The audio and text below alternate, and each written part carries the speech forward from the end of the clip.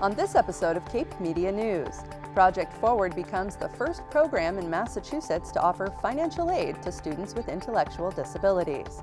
Cape Cod's Grandmothers Against Gun Violence rally at the Hyannis Rotary for gun safety, and we learn about National Drive Electric Week at the Barnstable Municipal Airport. These stories and more, this is Cape Media News.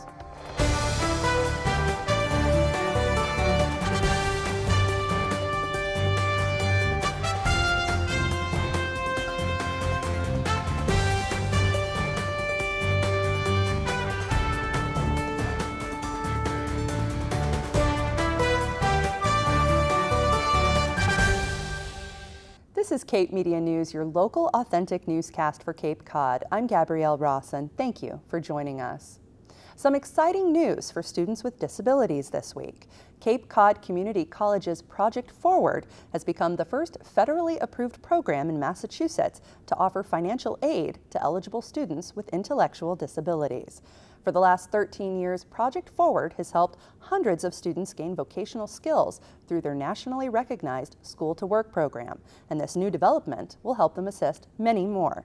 Emily Tulloch reports.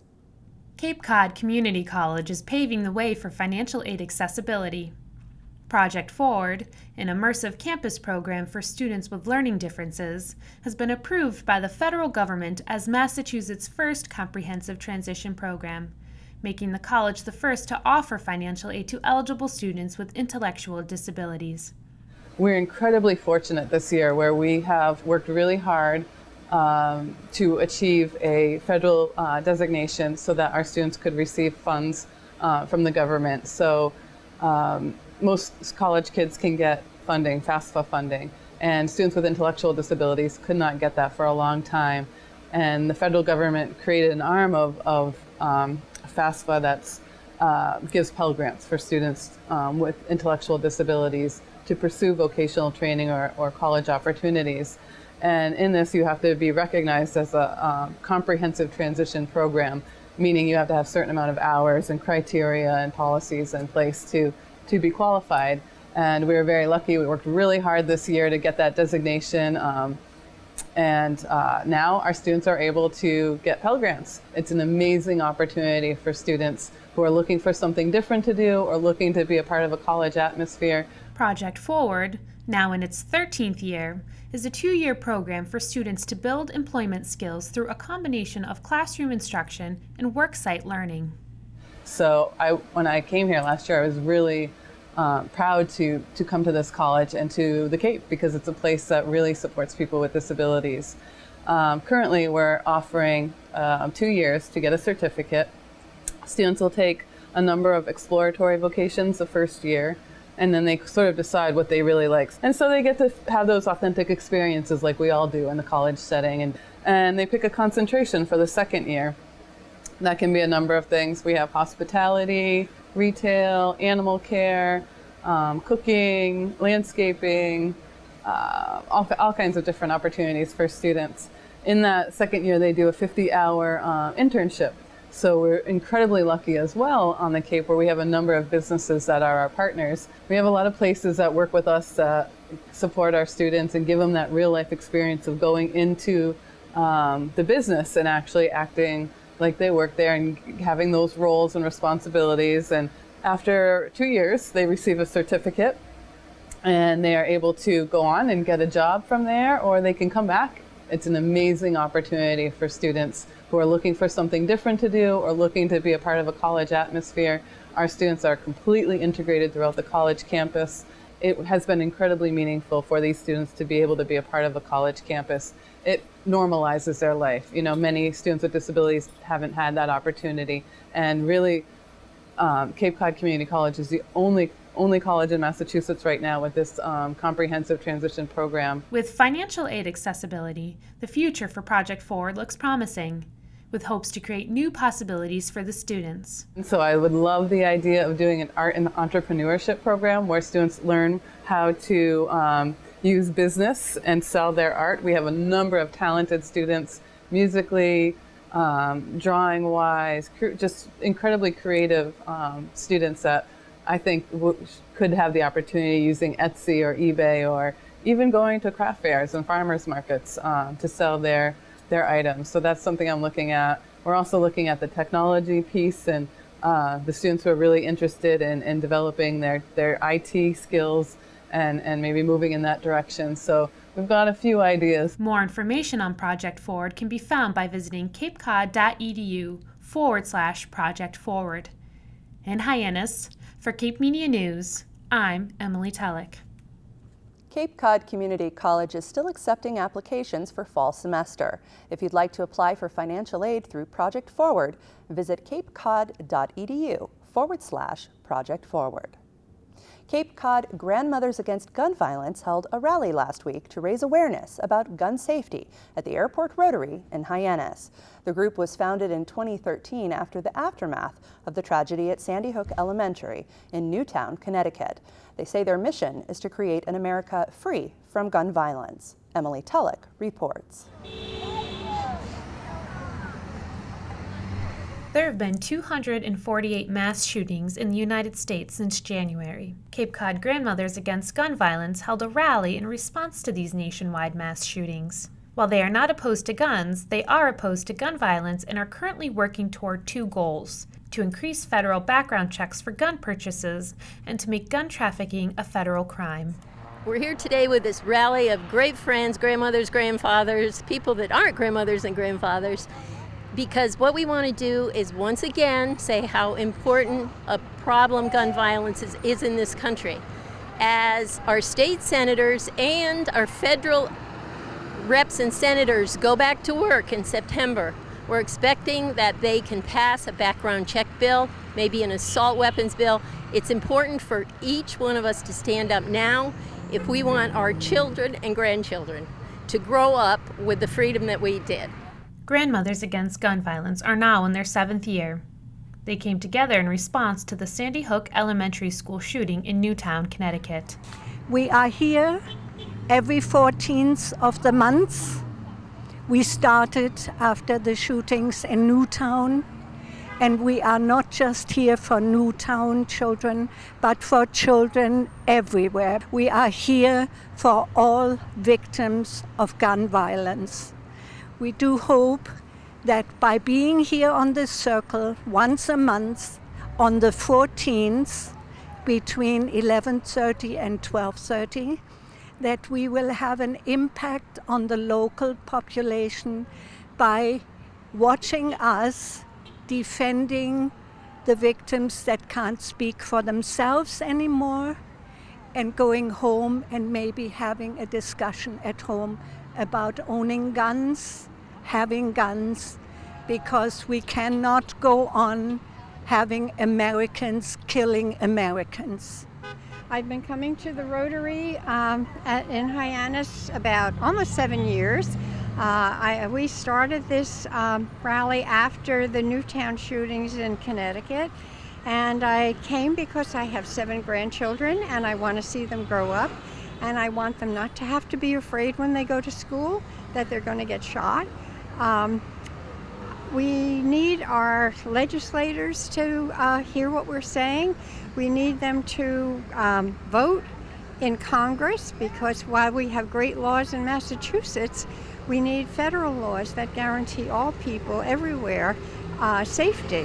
I just hope that people will realize that we're doing it for the future, that our children grew up in a much safer world, and we want the children of today to grow up in that same kind of world and not be afraid. You can find out more information about this group by visiting their website, capecodgag.org. In Hyannis, for Cape Media News, I'm Emily Tellick.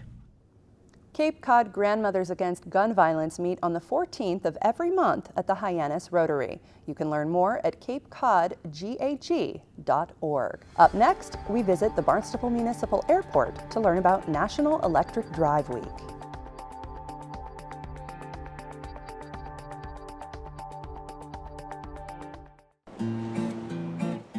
Cape Cod is the best place in the world. The beaches, the peace, the ice cream. This place takes our breath away.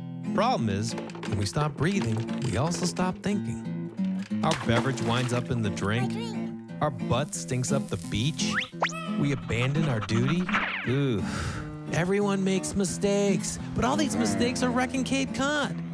Thing is, we can fix this. And fixing this is gonna be fun. Care for the Cape and Islands is bringing Take Care to the Cape. It's a campaign built to remind us to take care. In fact, Take Care is a collection of friendly messages built to keep people from accidentally wrecking the places they love. It doesn't take much to take care. Drink tap water, quit straws, use a trash can. See? Easy. To launch Take Care, we need to print signs. We need to illustrate new critters. And we need to build a community website to share our messages. We're also going to make flags, sponsor water filling stations, and install cigarette butt collectors. For years, CARE has funded amazing environmental projects. We've brought communities together, and we've organized cleanup days. Recently, CARE joined with the Center for Coastal Studies and the Cape Cod Anti-Litter Coalition. Together, we're the Cape Cod Stewardship Collaborative. In November, we brought everyone together, well, nearly everyone, to make a plan. Here's our plan. With your help, Take Care messages will grace the ferry boats, beaches, businesses, snack bars, trails, and transportation centers from shore to shore to shore to shore. It's a lot of shores. Together, we can turn the tide of forgetfulness and build a culture of environmental caretaking. So we're asking for your help. So, if you care, please help CARE bring Take Care here. Nailed it. Welcome back to Cape Media News. I'm Gabrielle Rawson. Have you ever wanted to test drive an electric car? I know I have. In celebration of National Drive Electric Week, the Barnstable Municipal Airport, Cape Air, and the Cape and Vineyard Electric Cooperative, as well as many others, are coming together to present the first ever Cape Cod Electric Car Show and Drive Experience next month on September 14th.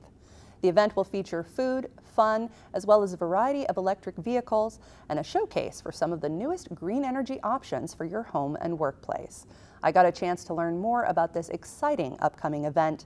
Cape Media News reports. Are electric cars the way of the future? Local Cape Codders certainly seem to think so.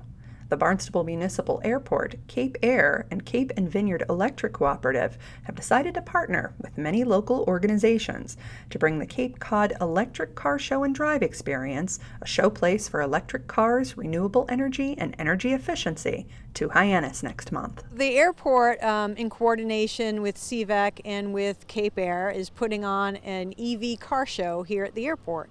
We're going to utilize this facility here in the terminal and our parking lot to showcase electric vehicles. Electric vehicles are really the wave of the future. We have a lot of people in our community that are purchasing electric vehicles.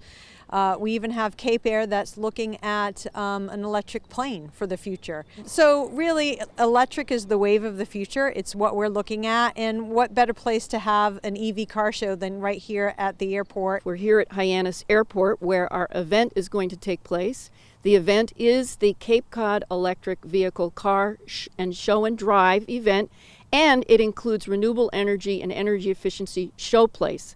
We've invited lots of vendors to be present so that they can talk to you about going green. We work with our partner organization, the Cape Light Compact, and we are the arm that brings you renewable energy that provides the power.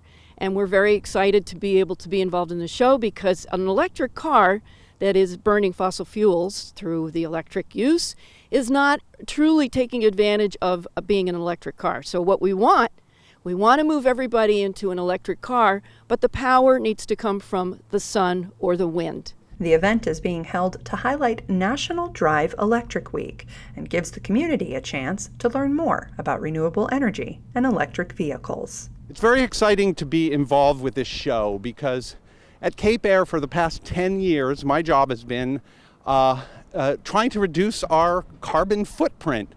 And we're an airline, so we started with the buildings and we moved on to the planes and we made major accomplishments, 40% reduction in energy in the buildings. We saved 5% in our planes on the fuel. And, we looked around, and I did a study a little while ago and found that the commute to work was actually burning more carbon fuel on Cape Cod than our fleet of airplanes with the fuel that we buy in Hyannis. So it's like time to look at the electric cars. One of Cape Air's energy-saving projects included incentivizing the purchase of electric vehicles for their employees. Cape Air installed electric car stations for their people, for their employees, and the airport's looking at doing that as well, so that we're really ready for the new wave of vehicles that are going to be coming in and out of this airport. As it stands right now, we've realized that transportation is 40% of the fossil fuel carbon effluents that go into our air.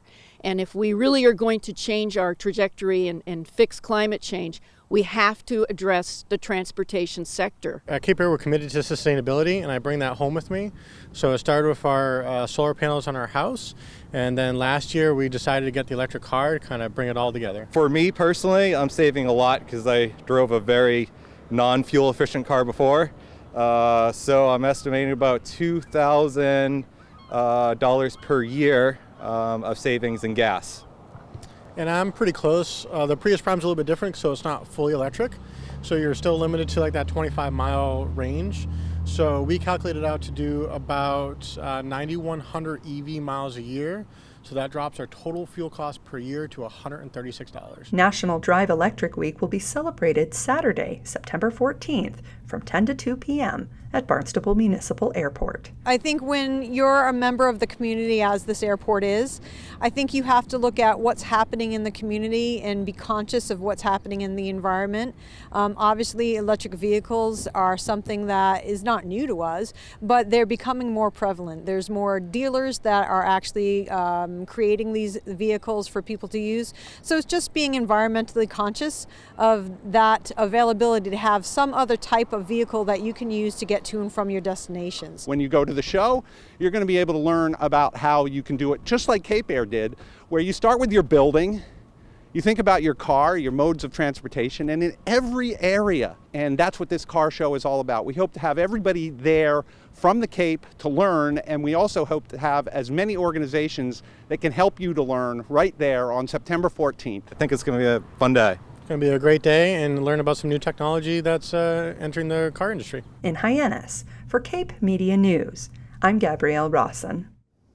The Cape Cod Electric Car Show and Drive Experience and Renewable Energy Home Energy Efficiency Showplace will take place during National Drive Electric Week on Saturday, September 14th at the Barnstable Municipal Airport in Hyannis. To learn more about the event, visit CapeCodEVCarshow.com. Up next, learn about Take Care Cape Cod.